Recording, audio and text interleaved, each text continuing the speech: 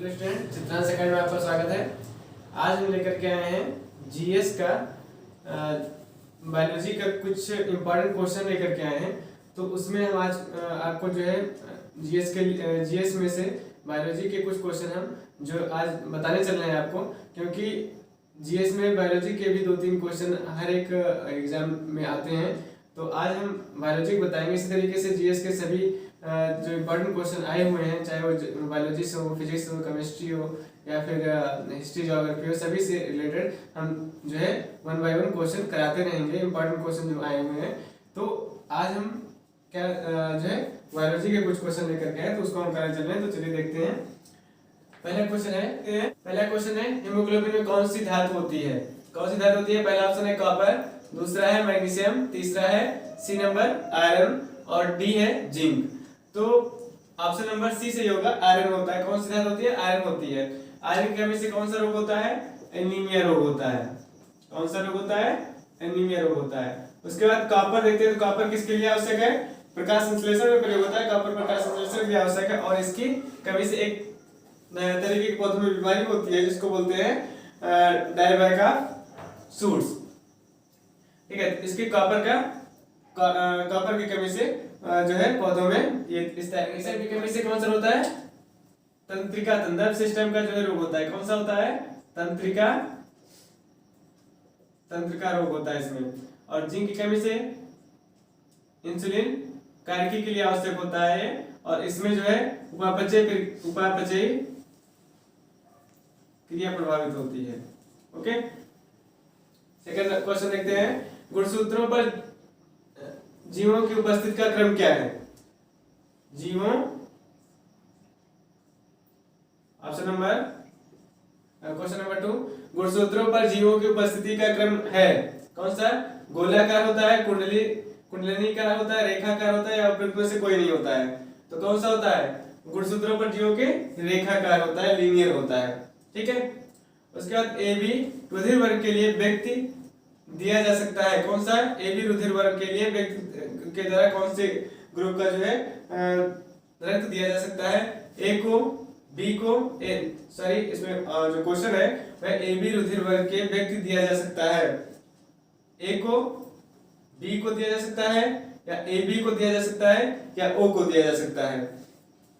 तो जो A B रुधिर वर्ग है वो किसको दिया जा सकता है? वो ए बी को दिया जा सकता है। किसको दिया जा सकता है? ए बी को दिया जा सकता है। ऑप्शन नंबर सी सही होगा।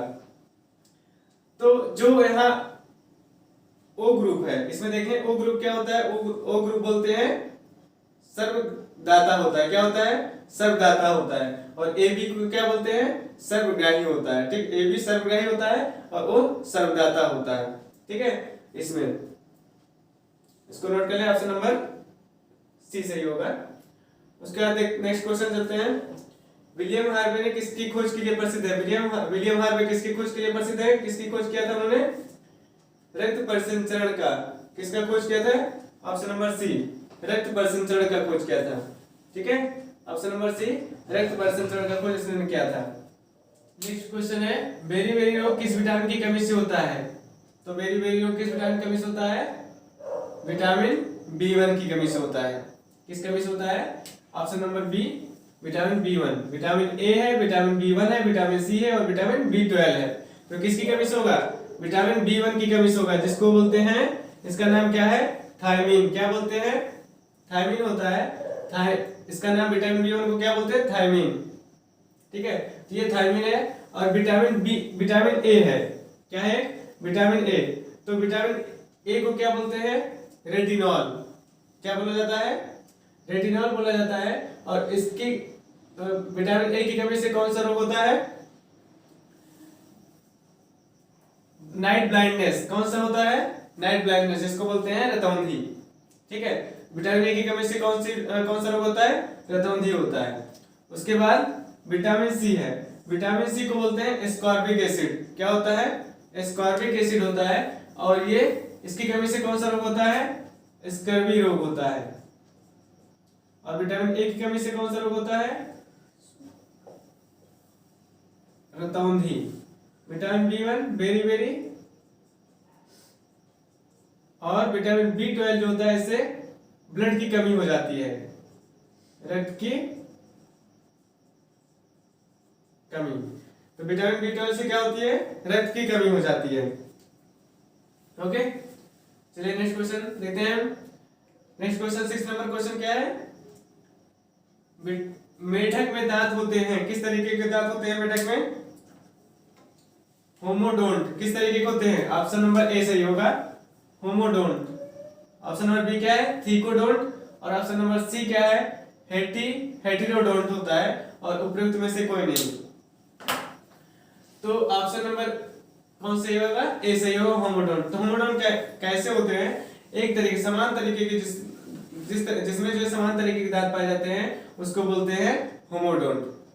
और थीकोडोंट जो होता है, थीकोडोंट में जो है ऐसे दांत होते हैं जो मसूड़ों में धंसे हुए होते हैं, वो होता है थीकोडोंट, जैसे कि मनुष्यों में होते हैं। ठीक है।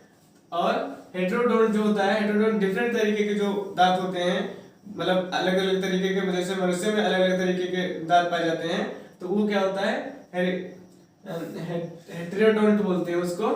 ठीक है, तो ये ऑप्शन होगा, ऑप्शन नंबर ए सही होगा, कौन सा, होमोडोंट। ओके, स्टार्च से संबंधित है, स्टार्च से संबंधित क्या है इसमें, ग्लूकोज, फ्रक्टोज या सुक्रोज या फिर ग्लैक्टोज। तो स्टार्च से संबंधित क्या होता है, ऑप्शन नंबर ए ग्लूकोज होगा। क्या होगा, ग्लूकोज होगा, option number A glucose. Glucose का मॉलिक्यूलर फॉर्मूला क्या होता है, C6H12O6 होता है। ये क्या होता है, ग्लूकोज होता है। उसके बाद है फ्रक्टोज। फ्रक्टोज जो होता है, फ्रक्टोज क्या होता है, तो फ्रक्टोज प्राकृतिक रूप से जो सबसे ज्यादा मीठा जो होता है वो फ्रक्टोज में वो कौन सा है, फ्रक्टोज होता है। और ये जो है उस कौन सा प्राकृतिक रूप से, वो है शहद। सबसे मीठा फ्रक्टोज सबसे मीठा होता है, और वो क्या होता है, प्राकृतिक रूप से शहद होता है। और जो कृत्रिम है वो क्या है, कृत्रिम में सैकरीन है। सैकरीन क्या होती है, सैकरीन सबसे मीठी होती है, वो होती है फ्रक्टोज। उसके बाद है सुक्रोज। सुक्रोज, सुक्रोज से दो मॉलिसेकेराइड्स होते हैं। ठीक है, दो मॉलिसेकेराइड से मिलकर के बनते हैं, जैसे ग्लूकोज और ग्लूकोज मिलकर के क्या बनता है, मल्टोज। ग्लूकोज और ग्लूकोज मल्टोज। सुक्रोज जो होते हैं, ग्लूकोज प्लस ग्लूकोज क्या बनेगा, मल्टोज। और ग्लूकोज और फ्रक्टोज जो होता है वो सुक्रोज होता है। ग्लूकोज और फ्रक्टोज क्या बनता है, सुक्रोज। उसके बाद ग्लूकोज और ग्लैक्टोज हो जाएगा लैक्टोज। ग्लूकोज और ग्लैक्टोज क्या बनेगा, लैक्टोज। क्या हो जाता है, ग्लैक्टोज हो जाता है। तो इसमें ऑप्शन नंबर कौन सा होगा, ऑप्शन नंबर ए सही होगा। ओके, नेक्स्ट क्वेश्चन है, दांत का शिखर बना होता है, दांत का शिखर किससे बना होता है, उपास्थि का, एनेमल का, डेंटाइन का या काइटिन का। तो किसका बना होता है, डेंटिन का बना होता है, ऑप्शन नंबर सी। किसका बना होता है, डेंटिन का बना होता है। एनेमल जो होता है, इनेमल बाहरी परत जो होती है वो बहुत ही हार्ड होती है, जिसको बोलते हैं इनेमल। ठीक है, क्या होता है वो, इनेमल। और काइटिन जो होता है, वो जो बाहरी परत होता है वो काइटिन से मिलकर बना होता है, जो सबसे कड़ा होता है वो काइटिन होता है। और उपास्थि जिसको कार्टिलेज बोलते हैं, क्या बोलते हैं, कार्टिलेज मुलायम और सॉफ्ट भाग होता है, इसको बोलते हैं उपास्थि कार्टिलेज। तो ऑप्शन नंबर कौन सही होगा इसमें, डेंटिन सही होगा। नेक्स्ट क्वेश्चन है, एंटीजन है एंटीबॉडी के विपरीत या एंटीबॉडी का अवशेष। और सी नंबर एंटीबॉडी के निर्माण हेतु प्रेरक और एंटीबॉडी का फल। तो एंटीजन जो होता है एंटीबॉडी के निर्माण हेतु प्रेरक होता है, ऑप्शन नंबर सी सही होगा। उसके बाद है 10 नंबर, कौन सा रंग रोगाणुओं का विनाश करता है। कौन सा अंग रोगाणुओं का विनाश करता है तथा शरीर का पुलिस रक्षक कहलाता है। तो कौन सा अंग रोगाणुओं का विनाश करता है तथा शरीर का पुलिसरक्षक कहलाता है, ये होता है वृषक। क्या होता है? वृषक होता है। और टॉन्सिल जो है, टॉन्सिल इस शरीर में एक टॉन्सिल बढ़ जाने की वजह से, जो टॉन्सिल होता है वो उसके बढ़ जाने की वजह से भी खांसी आती है, उसको वही टॉन्सिल बोलते हैं। उसके बाद उत्परिवर्तन का कारण क्या है? क्रोमोसोम में परिवर्तन, जीवों में परिवर्तन, डीएनए में परिवर्तन या उपरोक्त सभी। तो सभी जो होते हैं, क्रोमोसोम में परिवर्तन या जीवों में परिवर्तन या डीएनए में परिवर्तन, सभी जो है क्या होते हैं? उत्परिवर्तन का कारण होते हैं, जिसको म्यूटेशन बोलते हैं। उसके बाद है इसमें क्या है? ऑप्शन नंबर ए सही होगा। नेक्स्ट क्वेश्चन, पैलियोंटोलॉजी अध्ययन है पक्षियों का, अस्थियों का या प्राइमेट्स का या जीवाश्मों का। तो पक्षियों का जो है ऑर्निथोलॉजी बोलते हैं, अस्थियों का ऑस्टियोलॉजी बोलते हैं और जीवाश्मों का पैलियोंटोलॉजी बोलते हैं। क्या बोलते हैं? पैलियोंटोलॉजी बोलते हैं। तो ऑप्शन नंबर कौन सा सही होगा? ऑप्शन नंबर डी सही होगा। उसके बाद डायनासोरों का सुनहरा काल किस महाकाल को कहते हैं? तो डायनासोरों का सुनहरा काल जो बोलते हैं वो मेसोजोइक होता है। कौन सा काल होता है? मेसोजोइक काल होता है। इसी को ही रेप्टाइल एरा भी बोला जाता है। क्या बोला जाता है? रेप्टाइल एरा भी बोला जाता है। इसी को मेसोजोइक जो काल होता है उसी को बोलते हैं रेप्टाइल एरा, और इसको ही सुनहरा काल, डायनासोरों का सुनहरा काल बोला जाता है।